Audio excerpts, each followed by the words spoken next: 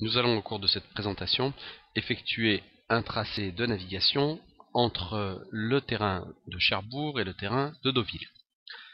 Pour des raisons d'orientation de la leçon, nous allons considérer que notre avion est un avion qui vole à 120 nœuds, qui a un taux de montée de 1000 pieds par minute, un taux de descente de 500 pieds par minute, qu'il consomme 30 litres heure, qu'il fait royalement beau, ce qui doit être forcément très rare dans la région entre Cherbourg et Deauville, et qu'il n'y a pas de vent. Vous avez ici une vue de la navigation dans son ensemble, tracée sur la 500 000. Ce que je vous invite à faire, c'est de tout simplement cliquer sur les zones surlignées, entourées, de façon à avoir des explications sur chacun des items. La procédure de départ est l'ensemble des manœuvres effectuées depuis le décollage jusqu'à la rejointe du point initial de navigation. On peut voir ici que cette procédure doit être tracée sur la 500 000. Cela dit, vu l'échelle de la carte, il va être difficile d'y répertorier des points de report, des caps et autres. C'est pourquoi je vous invite à utiliser une carte plus précise, en l'occurrence la carte VAC que vous voyez sur votre droite, et sur laquelle j'ai repris le tracé précis, les caps et les chronos qui vont me permettre de rejoindre le point de sortie au sud du terrain de Cherbourg. Au passage, cette procédure de sortie doit être calculée et tracée pour tous les QFU possibles, et elle doit être évidemment connue dans ses grandes lignes, de façon à éviter d'avoir à naviguer et à piloter l'avion dans les phases initiales de montée par exemple.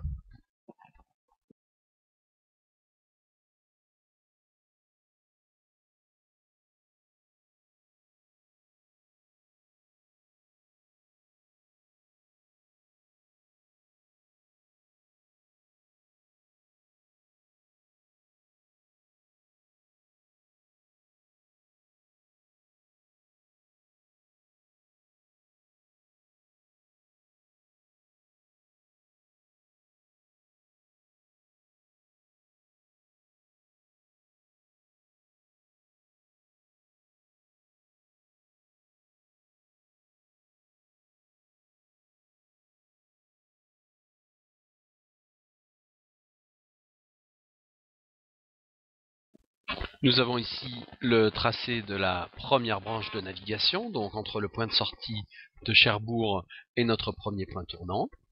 Vous remarquerez donc un cap, une route en toute rigueur, une route au 160.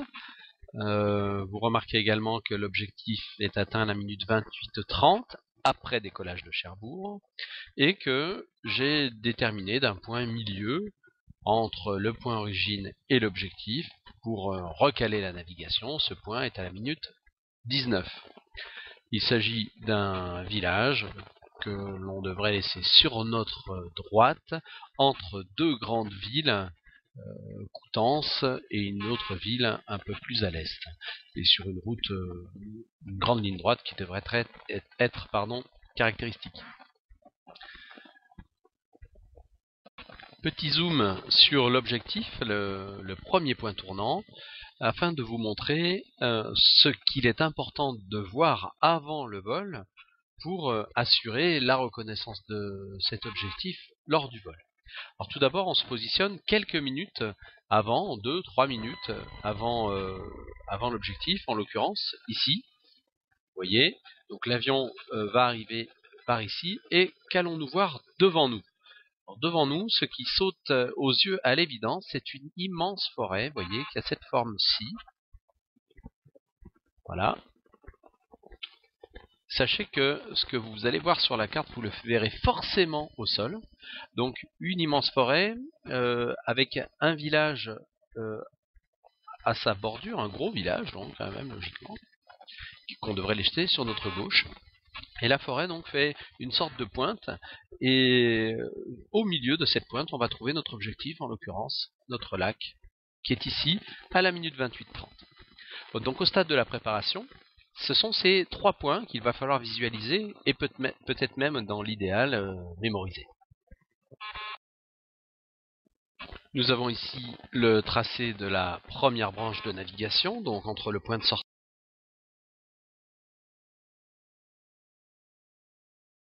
Vous pouvez observer la seconde branche de navigation dans le même ordre d'idées que la première.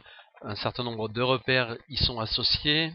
Et vous remarquerez que j'ai entouré, par exemple, les contours des forêts qui sont dans cette région très significatives. Dans d'autres régions très forestières, ce sera plutôt le relief ou autre. Enfin, d'une façon générale, il va falloir que vous trouviez dans l'environnement ce qui dénote, ce qui est caractéristique.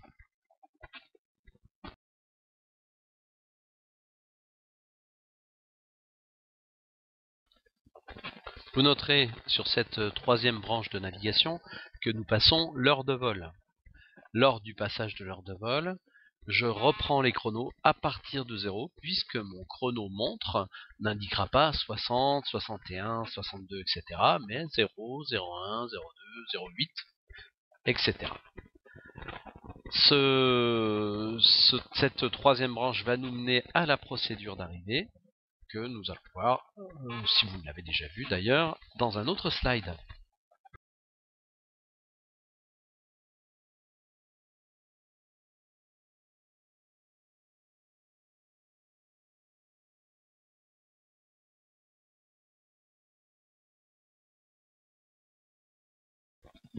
Tout comme la procédure de départ, il est indispensable de tracer la procédure d'arrivée sur la 500 000, mais pour des raisons de précision, je vous invite à reprendre cette procédure sur une copie de la carte VAC, la carte d'approche à vue, ce que vous voyez donc sur la partie droite.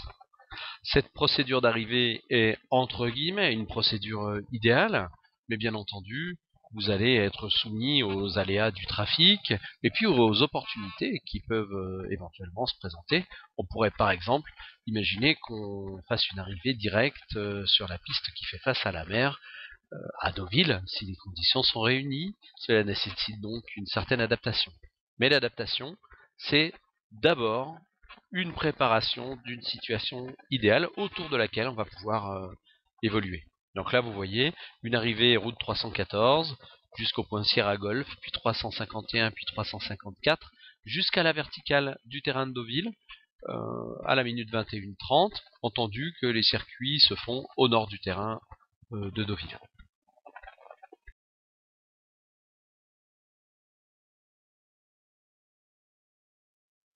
Le suivi de la consommation carburant est une des missions capitales à effectuer lors de votre navigation. Pour cela, au stade de la préparation, vous allez devoir calculer une quantité minimale de carburant à destination. Cette quantité minimale de carburant est issue du devis carburant que vous trouverez en bas à droite de ce slide et sur lequel vous pouvez zoomer. Les items sont répertoriés comme dans le cours calcul du devis carburant. Pour ce vol, la QMC est de 35 litres. C'est ce que l'on trouve sur la photo de la carte en haut à droite. S'il faut donc 35 litres à Deauville, il faut 50 litres au point de navigation précédent Deauville, 65 litres au point de navigation avant ce dernier et 85 litres au décollage à Cherbourg. Vous remarquerez que le cartouche carburant contient une case vide. C'est dans cette case que vous allez mettre le carburant dont vous disposez effectivement au moment du départ. Si par exemple en prenant l'avion vous constatez que vous avez 120 litres, eh bien vous écrirez 120 dans la case juste au-dessus de 85. Cela signifie que vous disposez d'un carburant supplémentaire de 35 litres, ce carburant vous permettant de vous écarter de la route par rapport à la route prévue, par exemple, et de supporter un vent plus fort que le vent prévu, par exemple également.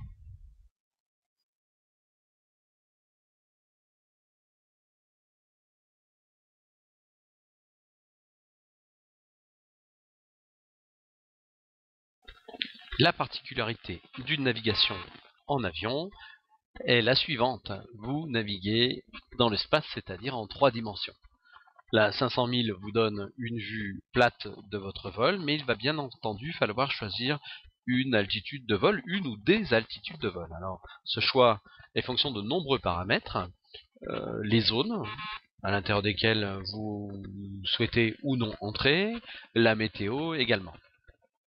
Pour des besoins de simplification, dans un premier temps, je vais considérer que la météo n'est pas un problème aujourd'hui, et donc je vais vous présenter l'outil que je vais vous demander d'utiliser systématiquement pour chacune des navigations que vous allez faire. Cet outil consiste tout simplement à effectuer une coupe 2D, une coupe transversale, pardon, de votre navigation. Pour notre vol, cela va donner le schéma suivant. Voici donc notre vol découpé en vue transverse, en vue de coupe. En abscisse, le temps de vol en minutes, 5, 10, 15, 20, etc. jusqu'à 1h25 environ l'arrivée à Deauville. En ordonnée, nos altitudes en milliers de pieds, donc 500, 1000, 2000, etc. Première chose, répertorier, noter l'altitude mini. Cette altitude, c'est l'altitude de l'obstacle le plus élevé, 2 nautiques 5 de part et d'autre de votre trait, auquel vous rajouterez 500 pieds sol. Il s'agit d'une indication vous permettant d'avoir une idée, voilà, d'en dessous de quoi il ne faudrait idéalement pas descendre.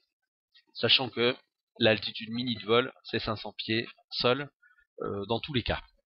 Donc cette altitude mini est ici répertoriée, vous voyez, elle évolue en fonction de notre vol, nous donnant d'ailleurs une indication du relief, d'une façon générale. Deuxième chose, nous allons répertorier dans chacune des zones que nous allons croiser, tout simplement. Donc ici la CTR de Cherbourg, qui va du sol à 2500 pieds, jusqu'à notre minute 3 à peu près, 3-4 de vol, 4 même. La TMA de Deauville, qui est au-dessus, de 1500 pieds jusqu'à bien au-dessus de la limite de la carte, et que nous allons croiser jusqu'à la minute 6 à peu près. Ensuite, rien, sauf 2 zones TBA, enfin la même finalement, que nous recroiserons une fois ici et une fois là. La R149 Golf, qui va de 800 pieds sol jusqu'à 1800 pieds sol, ce qui donne, et c'est indiqué sur la carte, 3000 pieds maximum. Donc là j'ai pris 3000 pieds d'altitude, donc j'ai pris 3000 pieds comme référence pour être certain de ne pas entrer dans cette zone. Donc vous voyez qu'on la croise ici entre la minute 40 et 45 et entre l'heure et 5 minutes 1h05, on retrouve cette zone. Et enfin à l'arrivée, la CTR de Deauville, du sol à 2005, et puis la TMA 1 de Deauville, de 2005 à plus haut, mais qu'on va commencer à croiser à partir de notre minute 10 de vol. À partir de là, le choix des altitudes est libre, bien entendu. J'ai décidé pour ce vol d'effectuer une montée rapide jusqu'à 5500 pieds, enfin jusqu'au niveau 55. TOC, ça veut dire Top of Climb, fin de montée. D'effectuer la croisière au niveau 55. Et puis, à partir d'1h05 à 1h05, d'effectuer une descente souple à 500 pieds par minute jusqu'à 1500 pieds, puis intégrer la CTR de l'atterrissage. Les éléments de montée sont notés ici. Vous noterez que ces éléments sont purement arbitraires dans le cadre de cette présentation et que, bien entendu, ce sont les éléments de votre avion qu'il va falloir prendre en compte, notamment sur le taux de montée, les vitesses de montée, de descente, etc. J'attends ceci de vous, bien entendu, comme travail à chaque navigation. J'attends également que vous reportiez la situation météo. Donc on pourrait très bien imaginer, par exemple, s'il y a 4000 pieds de plafond, qu'on dessine ici un ensemble de nuages nous indiquant qu'on ne monterait pas au-dessus de 4000 pieds. Et donc cela nous imposerait un choix en altitude.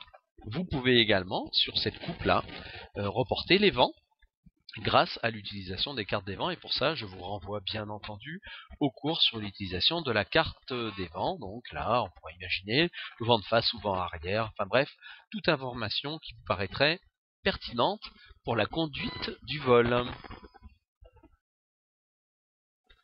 La particularité d'une navigation en avion est la suivante: vous naviguez dans l'espace, c'est-à-dire en 3 dimensions.